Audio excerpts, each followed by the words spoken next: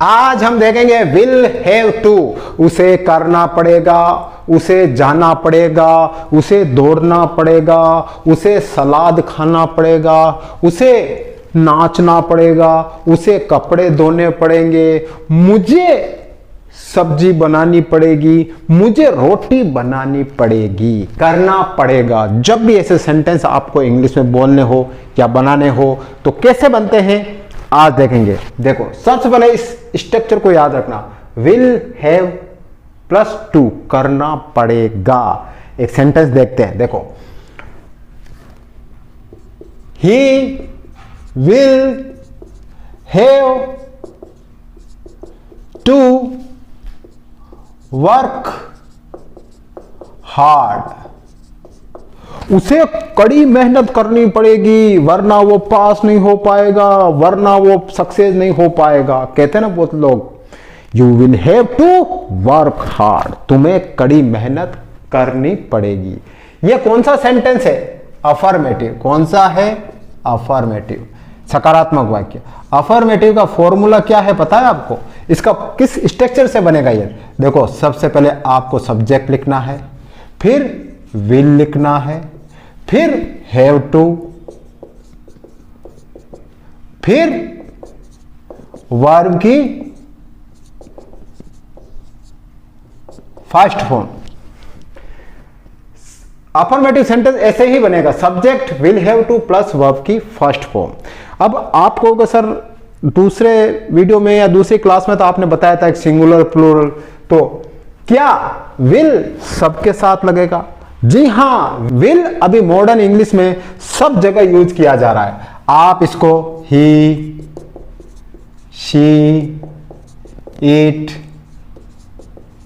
Name, I, we, you, they, सबके साथ use कर सकते हो, कोई दिक्कत नहीं है, कोई गलत नहीं होगा। हां लेकिन शेल ध्यान रखना, शेल जो प्लूरल के लिए आता है, शेल के लिए अगर आप आई, वी, यू, दे वाले सब्जेक्ट भी यूज करो ना तो भी कोई गलत नहीं है। आप इनके साथ में सेल भी लगा सकते हो और विल भी लगा सकते हो। लेकिन अभी इंग्लिश स्पीकिंग में, मॉडर्न इंग्लिश में विल का यूज ज्यादा किया जाता है, इसीलिए मैंने आपको ये ऊपर वाला फॉर्मूला ही लिखाया है। लेकिन एक प्लूरल का सेंटेंस बना के देख लेते हैं। We will have to wash clothes, हमें कपड़े धोने पड़ेंगे, कपड़े धोने पड़ेंगे।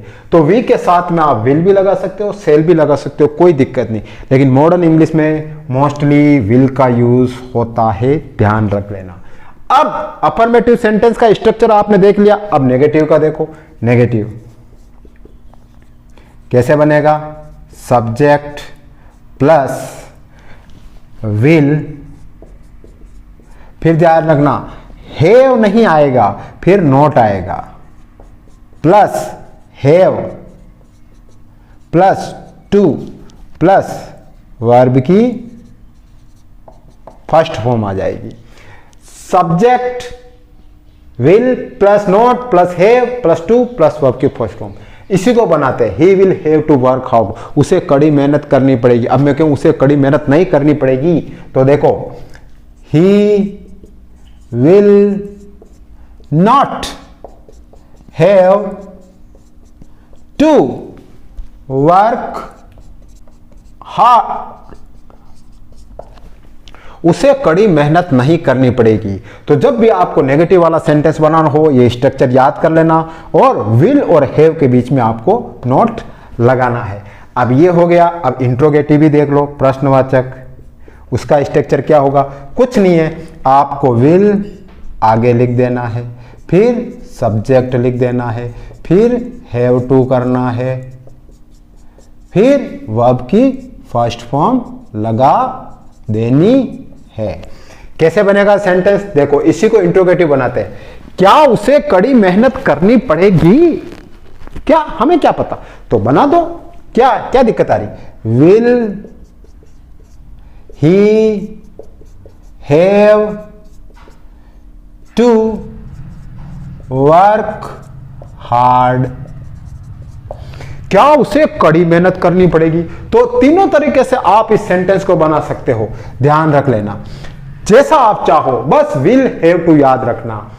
अफर्मेटिव वाला फॉर्मूला भी मैंने आपको लिखवा दिया, ये देखो आप, अफर्मेटिव वाला फॉर्मूला ये रहा, नेगेटिव वाला फॉर्मूला लिखा है ये रहा, इंटरोगेटिव ये रहा।